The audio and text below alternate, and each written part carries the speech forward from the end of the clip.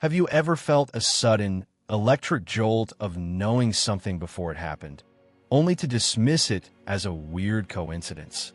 Have you ever looked at your own body from the corner of the room, startled by the realization that you are not just your physical shell?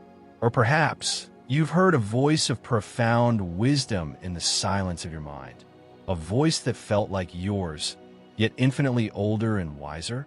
Most of us do the same thing in these moments. We freeze. We tell ourselves, I'm just tired, or it's just a trick of the light.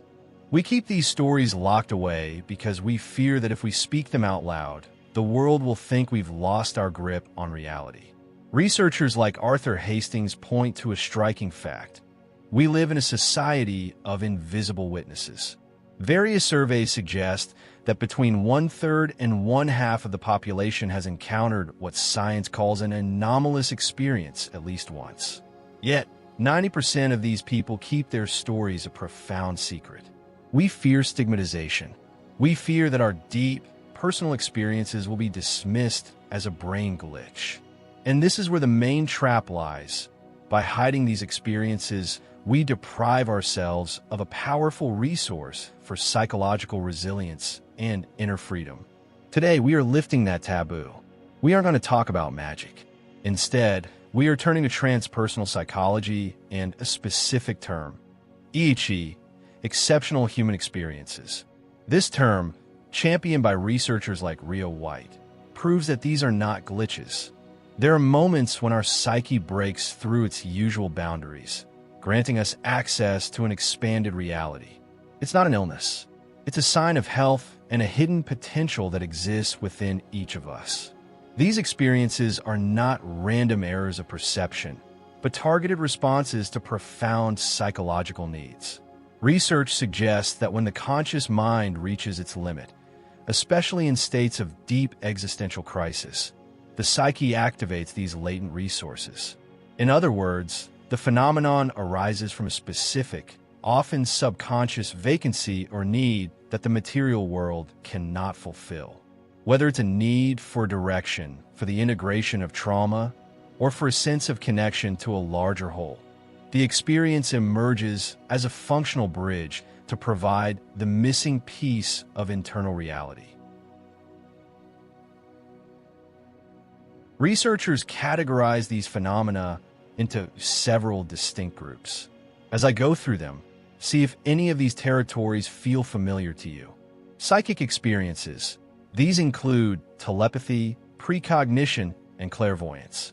But it also includes out-of-body experiences, OBEs, the startling sensation of your consciousness observing your physical body from the outside, and channeling, in which you feel you are a conduit for wisdom from beyond your ordinary ego. Mystical and unitary experiences. These are what Abraham Maslow called peak experiences, or what is known in the East as samadhi. It's that sudden, overwhelming sense of oneness where the boundary between you and the universe simply vanishes. Encounter experiences. These involve a perceived interaction with the other, divine presences, angelic beings, or even UAPs, unidentified anomalous phenomena. The focus here is on how the encounter fundamentally expands your understanding of reality. Death-related experiences.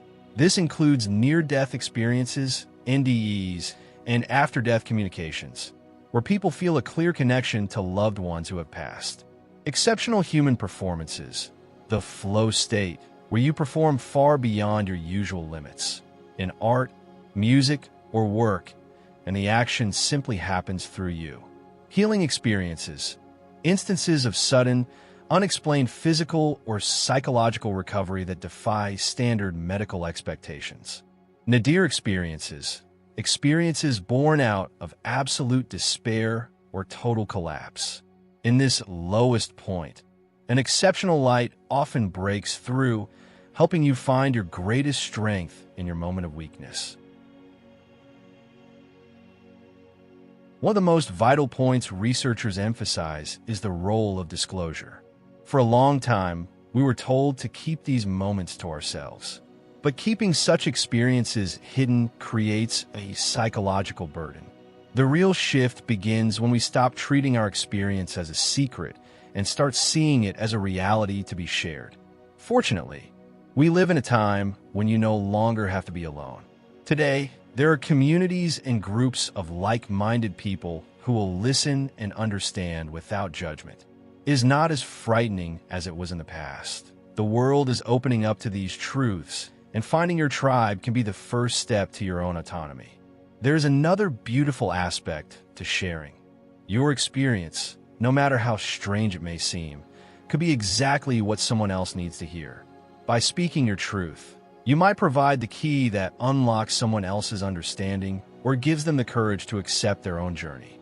Your story has the power to influence and support others in ways you might not even imagine.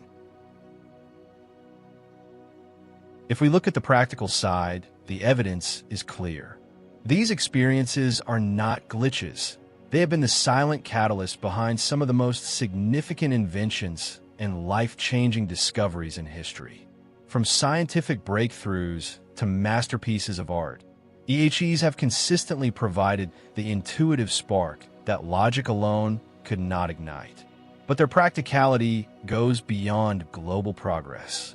On a personal level, EHEs have changed lives and, quite literally, saved them.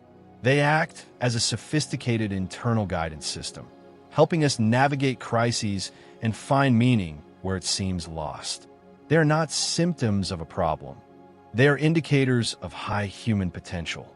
These moments are the gems of our consciousness. Our task is not just to experience them, but to learn to appreciate, integrate, and cherish them as the ultimate tools for our evolution. Recognizing your EHE is an act of reclaiming your power. This video is just the beginning, a map of the territory.